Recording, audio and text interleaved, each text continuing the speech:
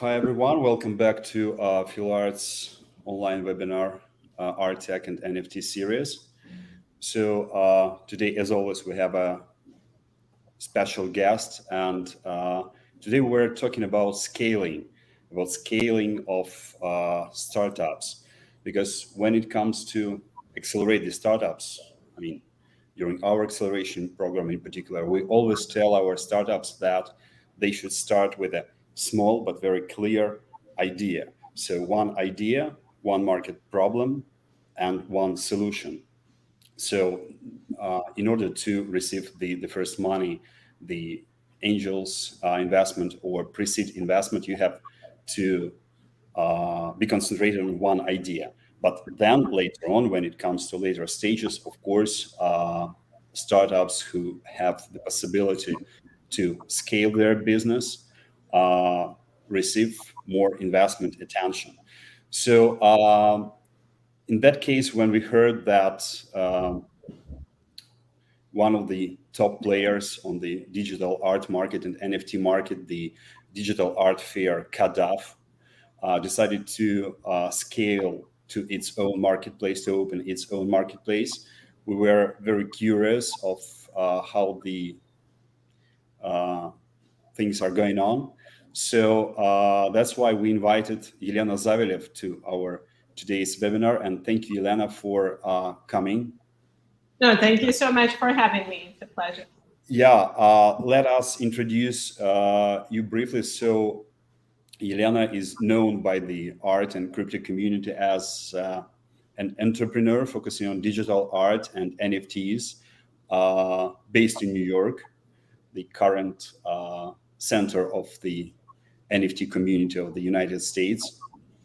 So before that, Elena has been successfully building tools for artists, curators, and collectors in digital art and NFT space since 2017 with CADAF, Digital Art Month, and New Art Academy. For instance, I remember the fabulous New Year party, 2018 New Year party, when we were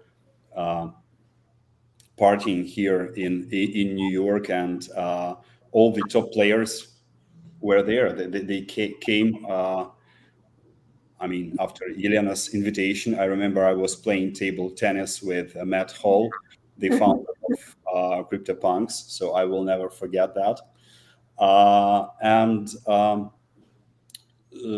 But prior to entering the digital art market, Elena worked with Christie's, First Dips, Skates, art market research, and more. And you can freely find Elena's writing on Forbes, Observer, other top magazines, and Deloitte Art and Finance Report. And of course, with me, also the co-host, our manager of Fuel Arts, art historian and art manager, Sonia Stubblebine. Hi, Sonia. Hi. Though the first question will be mine.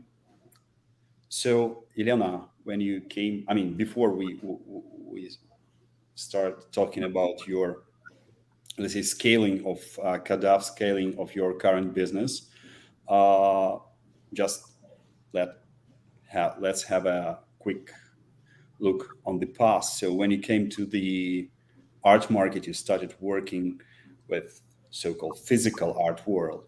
So do you remember when and how did you decide to shift towards the digital art? Yeah. Thank you so much. Thank you for this lovely. Can you hear me well? Yeah. Everything is good? Perfect. So thank you for this lovely introduction. It's a pleasure to be here today.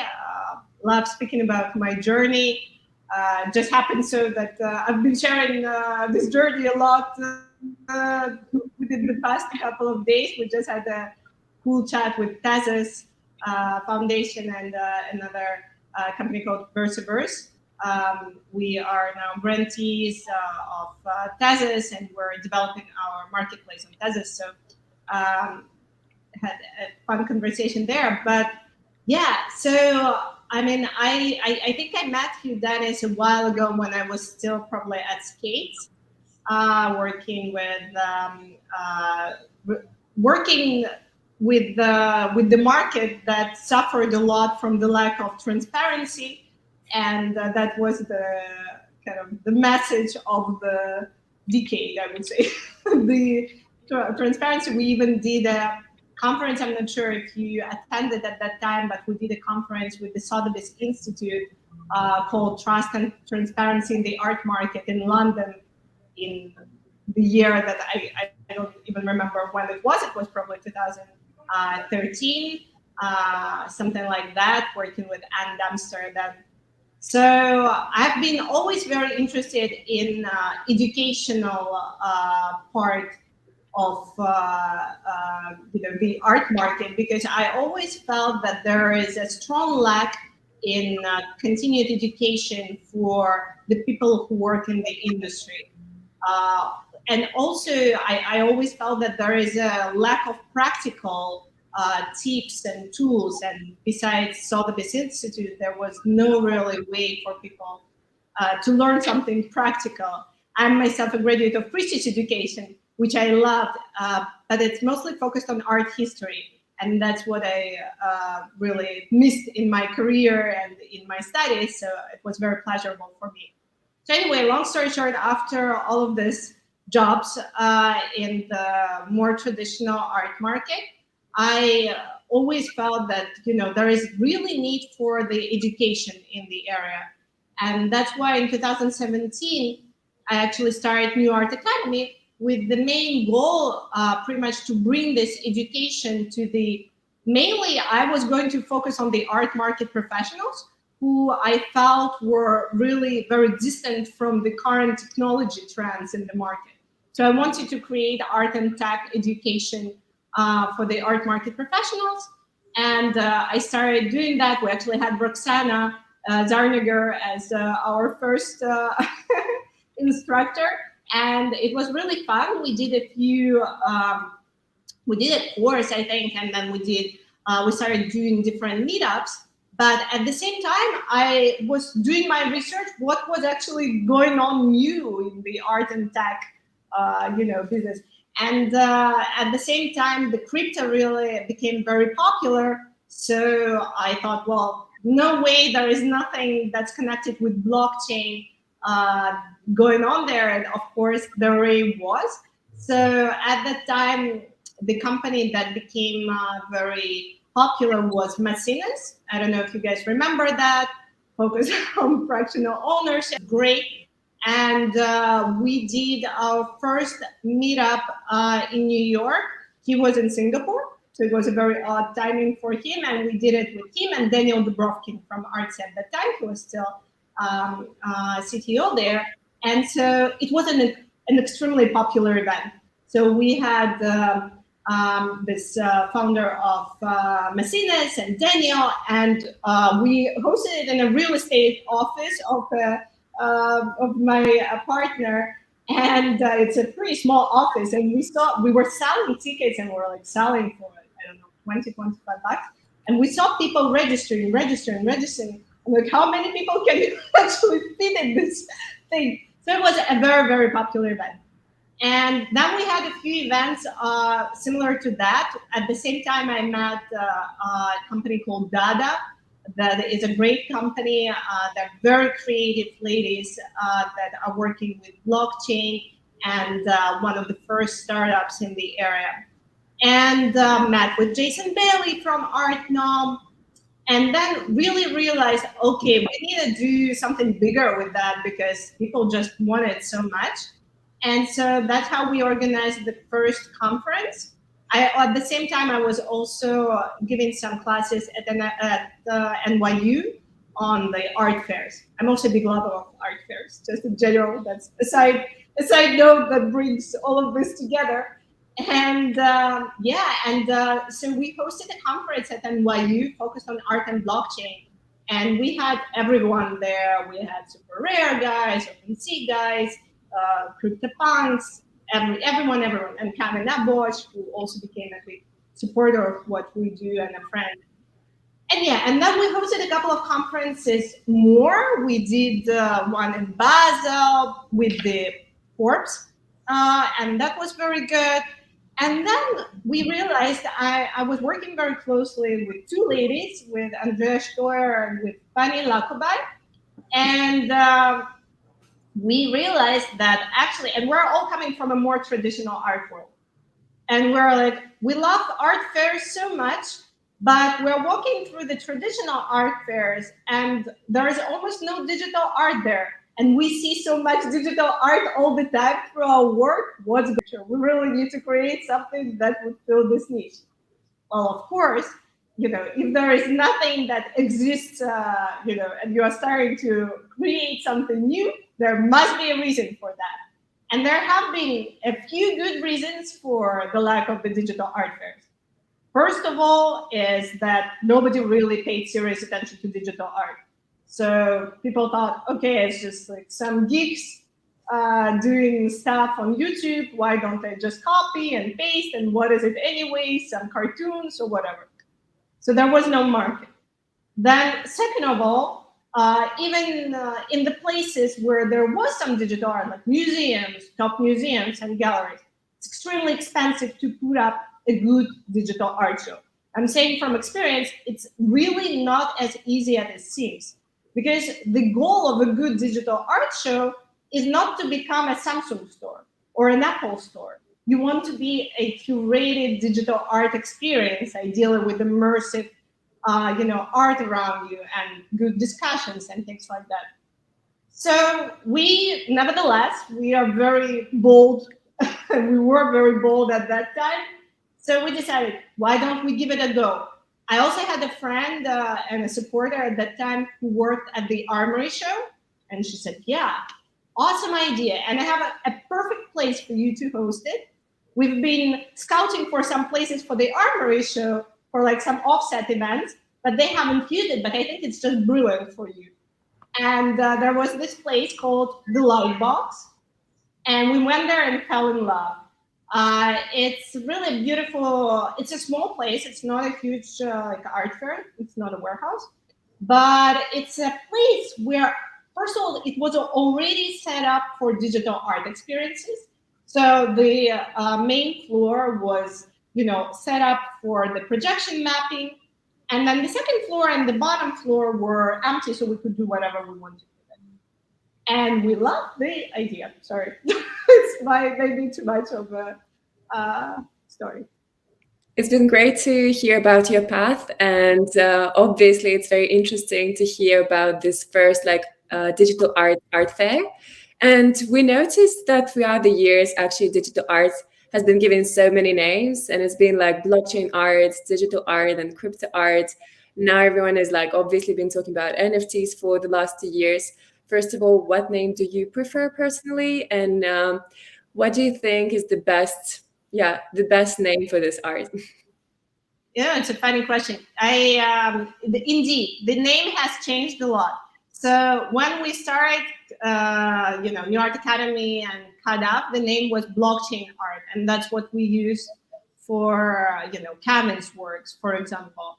And at that time there was a debate whether actually blockchain can be a medium, and Kevin is using blockchain as a conceptual, or used to use a lot the blockchain as a conceptual tool. Then there was crypto art indeed, and then NFTs. I don't have any preference. I'm fine with all of that. I'm sure there will be a new name coming up pretty soon. And it's just the matter of the market is calling these things, and I'm fine with that. I don't have any problem. Thank you, Elena. So let's move forward to 2020 and the pandemic. So with the overwhelming sales of physical art online during pandemic, how would you describe the transformation of digital art during this period? Yeah, and that was just, oh my God, oh my God period. Because all of a sudden, from a very geeky society of people doing something really weird and trying to do, trying. So the goal of CADAF was to show the diversity of digital mediums in the physical space. We are now, actually digital art is a thing and people are buying it, and then there are all these huge sales. So it was a huge change in everything in one moment. So with the pandemic, our strategy has changed. We were actually supposed to host the third physical art fair for us in Paris in the summer of 2020, and we couldn't because of the pandemic. So then we very, very quickly switched forces and launched the virtual digital art fair, the first virtual CADAF. And it was actually super fun. We were all working from very remote places. I was in Vermont for like 4 months in the woods. Everybody was everywhere, but we had a really great success. The artists were so happy to participate. Collectors were very happy.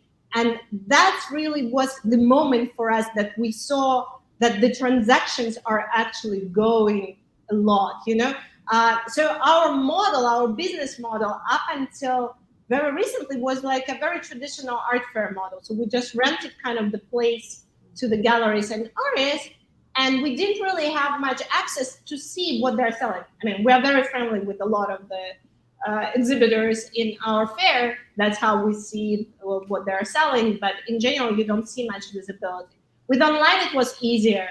And that was just the time when we saw that the market is definitely there. That being said, it's a very, very fresh market. It's very, very new. Everything, even if you start up today focusing on art and digital art, it's a very new market. So there are a lot of things to navigate. Absolutely. And we're actually very interested in your perspective, because so many people have been commenting on like why NFTs became actually popular in the fall of 2020, not before, not afterwards. What are your thoughts on this? Why do you think they became popular exactly at that time? What are the main factors? Yeah, I mean, there are some popular, things that people say. Yes, everybody was stuck at home, and there was access to the screen more than ever.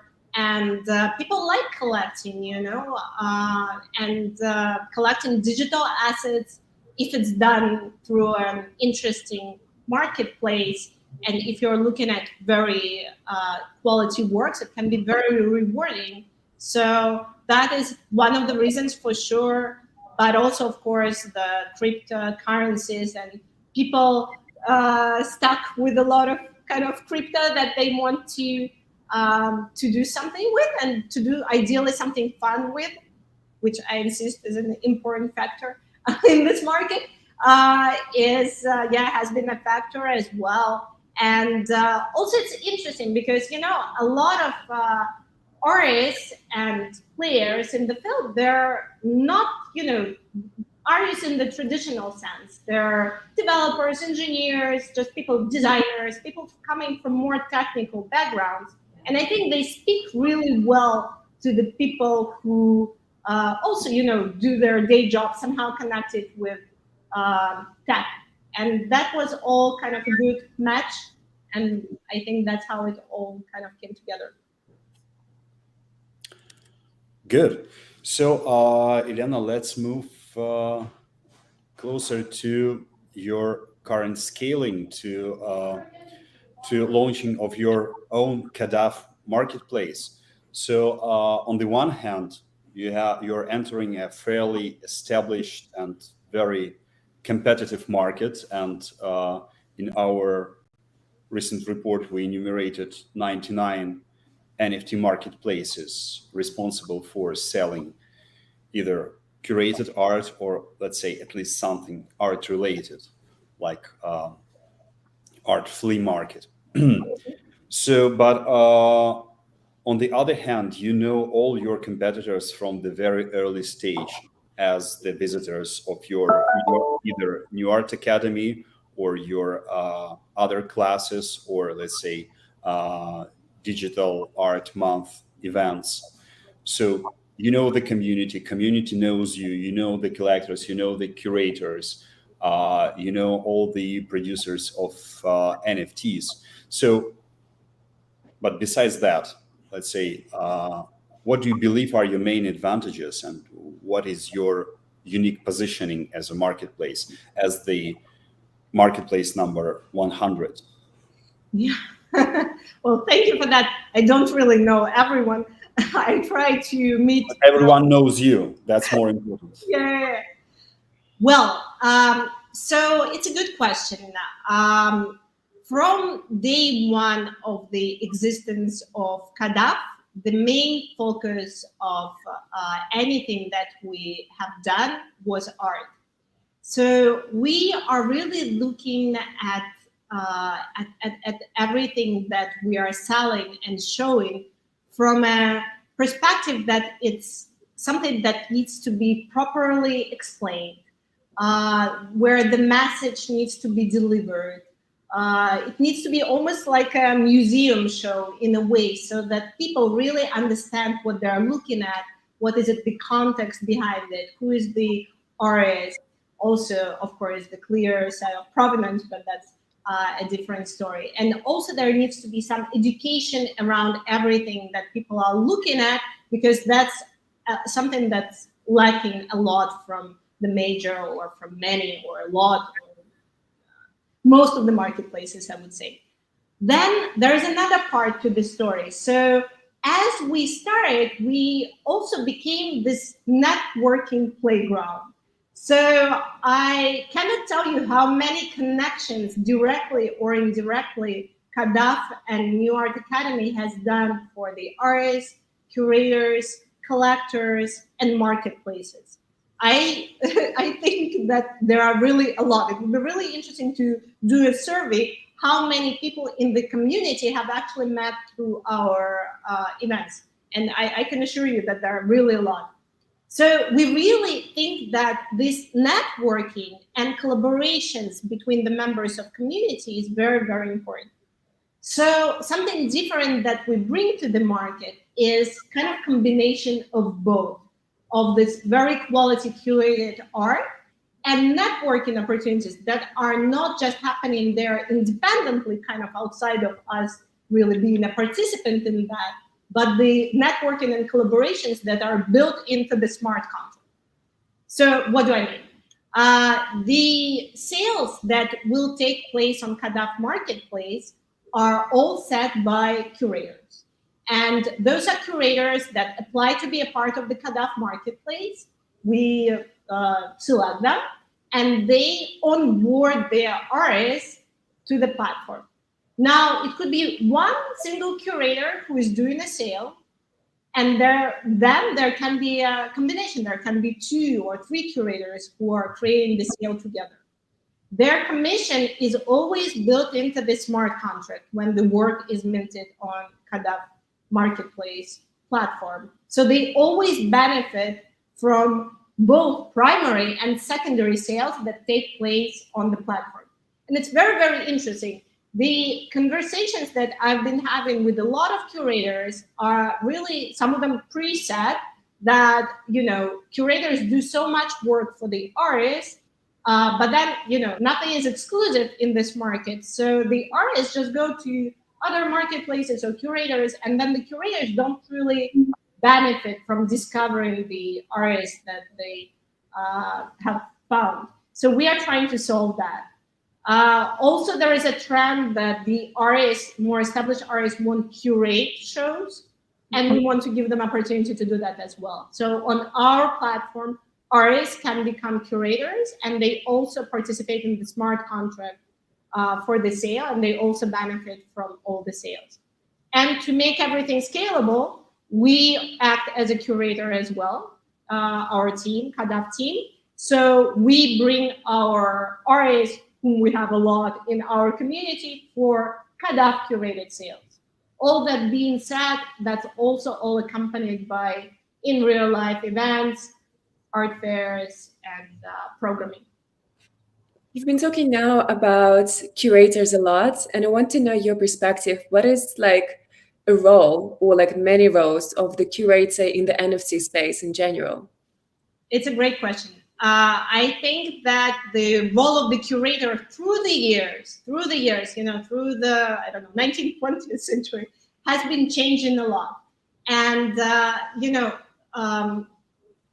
curator as we see them maybe, I don't know, 10 years ago, I would say 7 years ago, is mostly someone who is hired by an organization, like a museum or a gallery or a company, to do work for them. And then they're working with the artists and with the works, but through that organization. Now we really see the proliferation of these independent curators. And of course, the way they work with the artists is very different than what they used to work when they were the part of these organizations. The curators now become these entrepreneurs who pretty much want to develop the careers of the artists one way or another to make money with that, which is completely logical. The thing is that without, built-in commissions, it's quite hard for them to track the sales, so it becomes a very slippery slope a little bit. But in any case, the role of the curator in today's market is not only to select the works and to speak with the artist, oh, maybe you should do landscapes, or maybe like figurative painting is popular right now. Why don't you do that? And we have this, opportunities available. But it's also the role of a marketing person. So it's really, really, I cannot stress enough how important it is for the curator to really help the artist to market their works, to be, very aware of everything that's going on in the market, and to really help the artist with marketing. And that's, I think, what a lot of the curators, digital art curators, and new digital art curators are doing now. And I think it's working very well. And I can give a few really brilliant examples. But I also think that the curators should be rewarded for all this work, and that's how we came up with our new concept. Absolutely. Thank you for highlighting how important it is, because we, like in our courses right now, in our pre-acceleration courses, we also highlight how important it is, like for the NFT sphere in general, like for the things to be curated, for the marketplaces be curated, that this aspect being very important, like in this new sector. Dennis? I'm here. We just received a nice collaboration proposal from one of our today's listeners. So I was I was all in that, but we'll announce that a bit later. Elena, that may sound like a personal question, but have you already visited the super rare physical space in Soho? I have. Open I've been to the opening. Yeah. Yes. Yeah, I also did. So my question is, are you planning to open your physical space following the example of super rare, or let's say your physical space will remain CADAF as a pop-up gallery, or let's say a number of galleries? But regarding your marketplace, so will your CADAF marketplace have its own physical space? And what in general you think about creating physical spaces or displaying NFTs at physical spaces? Or maybe your CADAF marketplace will rent a booth at your CADAF art fair and bring you some money. Yeah, good questions. So I, in general, a bigger fan at this point in this market of pop-up exhibitions rather than full-time ongoing renting, physical spaces for ongoing shows, unless the financial it makes some financial sense for the company. So in general, I do love the idea of having NFTs in display in the physical space. I think that's extremely important for the collectors, for the artists. It's extremely important to see their works on a bigger scale. I never forget speaking to the artists who came to CADAF, And we have, one of the concepts of the fair is that we have a lot of immersive experiences there, meaning we have really large scale videos and the artists are saying, oh my God, we've never seen our art that big. So that always is a great thing for the creators and for collectors, having different screens that are on the market today and seeing, okay, you can go with Lego screen, or you can go with Samsung, or you can go with Infinite Object. All of that is just, it's necessary. It's a normal, way how the market should develop. For CADAF, I don't think that we will have an ongoing gallery space anytime soon, but I do really hope that we'll have another in-person art fair, and perhaps even very soon during the Armory Fair in New York in September. And yes, we did have already Super Rare and OpenSea participate in our virtual fairs as galleries, and I don't see why they wouldn't participate in the physical fair as well. You were mentioning collectors, and I was actually very curious, how would you describe like the type of collector or the types of collectors who are going to use your marketplace? We have a wide range. So through our network, through the work that we've done, we have collectors both in traditional kind of sense and more traditional art collectors and new crypto collectors. Especially now with our partnership with Tezos, we're getting a lot of interest from people who hold a lot of Tezos and TZ, and they want to, to spend their money on something quality and on something curated. So I think it's a good range. Also, I've had some really interesting conversations with the kind of crypto collectors, so to say, and they were saying, to my big surprise, that now they actually, after this wild kind of year or so, they are ready to actually learn about the artists that they're buying from. They want to know the story behind the work. They want to know everything. And I think that's becoming increasingly important, and that's what we want to deliver, of course. It's also very interesting because I feel like so many people know how to address like traditional collectors because they have a very long experience of doing that. But it seems it's quite challenging in general, like how to address this like new type, like crypto collectors, so-called. It's interesting. Indeed, it's a very new kind of collector. But I do think that there are actually some patterns that are being repeated from the traditional world as well. So it's not that different if you look at it from this standpoint. I think that, first of all, bringing quality art is the first very important thing for any collector who is a little bit serious as a collector, who wants to keep works at least to some level, or even an investor, but a thoughtful sort of investor, more or less. But then, creating opportunities for collectors, like networking in real life events, some great educational programming, which I think is really important because collectors want to know what they're looking at, what kind of technology is used, and everything else. So all of that is important. Thank you. Cool. So that's my next question is our traditional one. So how do you see the future of the NFT market? But I'll try to enlarge it. So in your case, I would ask who will be the major players in this market? I mean, the marketplaces, the art fairs, probably curators, or large-scale all-in-one blockchain ecosystems like Tezos or Immutable.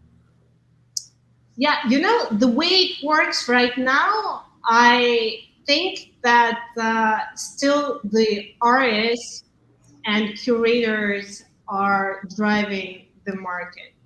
So they have the supply. Without them, the marketplaces or the art fairs, they wouldn't have anything to show. So I think that creators and those who help them to create are definitely the driving forces. Now, of course, there organizations with more money, less money, and money makes the world go round. So it's really important, and the bigger money brings bigger marketing and bigger noise and everything. So we're there to see. It's hard to make predictions at this point, and the market is very volatile. But I don't think that the artists at this point are going to go anywhere, because they got now the taste of the market, the taste that their art can be actually sold. And I don't think they will give that up very easily, no matter what happens to the market. They will come up with something. And we actually have some traditional questions that we ask in the end of the sessions. And we usually ask this, like 3 tips for the people who want to launch their own thing. And this time, three tips for the people who actually want to still launch their digital art marketplace. What would you recommend for them? I've been thinking about it a little bit. And to be honest, the first tip is not to do it, because it's just... I don't know, it's a joke. Of course, if someone wants to do it, they still need to do it, but they need to think, I think, a lot prior to doing it, just because, as Danny said, there is already so much supply in the market. So the first question that you're going to get from the investors is actually, how are you different from the other marketplaces? And you need to come up with something. So in our case, which I hope will help us to succeed as a marketplace, we have a very strong community that's fighting for us, to be honest. And we have, I don't know, I froze, I think, a little bit, but in any case, so this community and experience that we have is helpful. But starting from scratch today, I think you need a very brilliant idea how to make something different for another art marketplace. That being said, there can be different kinds of the marketplaces, and the examples of Bored Apes, for example, or products similar to that, which I don't know if we can address as art or not, but they show how quickly and how smart you can actually bring something to the market and be very successful. So I don't know. I think if you really want to do it, just do it and experiment and find something very unique that you can offer to the market, and network. I cannot emphasize what's the role of the community and the people. Really, the humans are still very important in the art and tech market. So that's my other advice, I guess. Thank you. Frankly speaking, I thought that your reply to Sonia's question would be like, okay, it's very simple to launch your marketplace. You should have launched the first digital art fair 3 years before, and in 3 years, with all the network, with all the collectors, with all the, let's say, with all the key persons as key stakeholders responsible for supply and demand, just easily launch your marketplace. So we really consider your scaling to marketplace to be fantastic, successful. So, and wish you good luck with that. Though there are several questions from the audience, and let us read it, please. GCI Planet.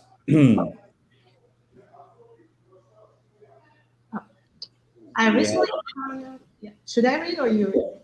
I will go for that. Yeah, I will do that. Elena, I've just recently found out about CADAF, such an amazing project.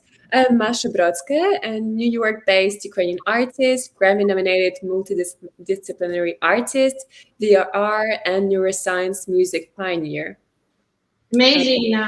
Great to hear. We have now a very cool thing coming up. It's Digital Art Month Paris. It's another initiative that we do that I didn't have a chance to speak about, but we do this augmented reality and video festival. Also starting from pandemic, when we were really missing in real life events and we wanted to bring art to the streets. We started with New York and Miami, and it's a second year in Paris. So we have an emphasis on Ukrainian artists and art, and in general, the theme of the festival is no war. We have some really beautiful art there. I encourage you to look at our Instagram. I am overwhelmed by the submissions this year.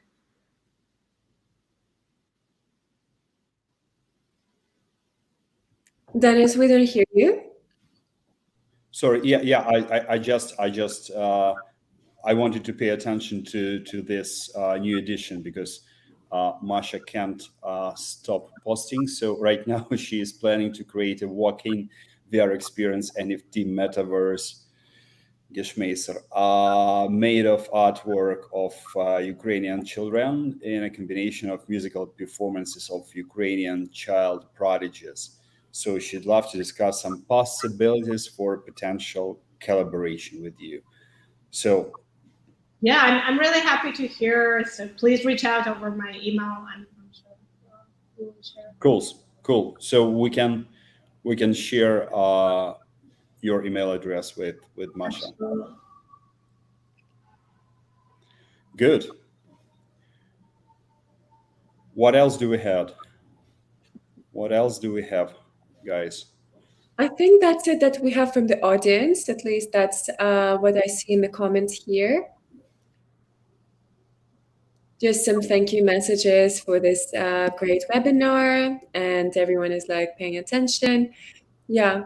So we have also several requests from our students of our pre-acceleration course who are going to spend summer in New York. So they are asking, several of them are asking in a private message, do you provide some possibilities of internship for summer in New York for art managers?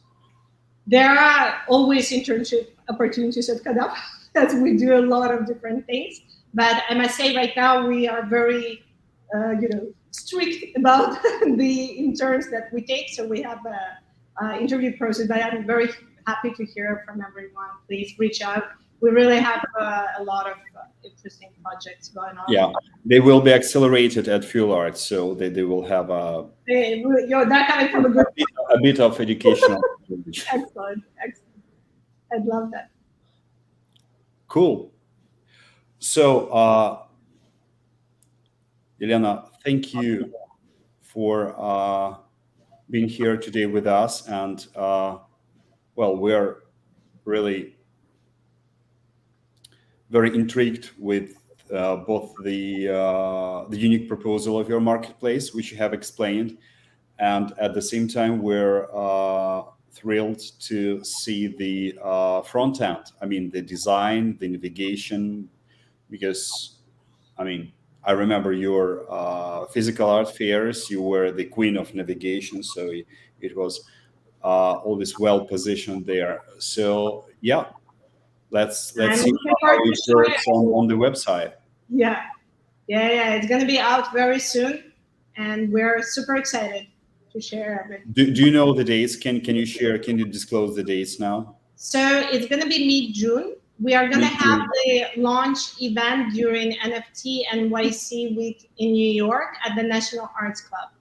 So it's a very exciting sale. Two great curators, one curator, one artist curator that are handling this sale. It's going to be quite beautiful. So we will announce everything very soon. Sounds exciting.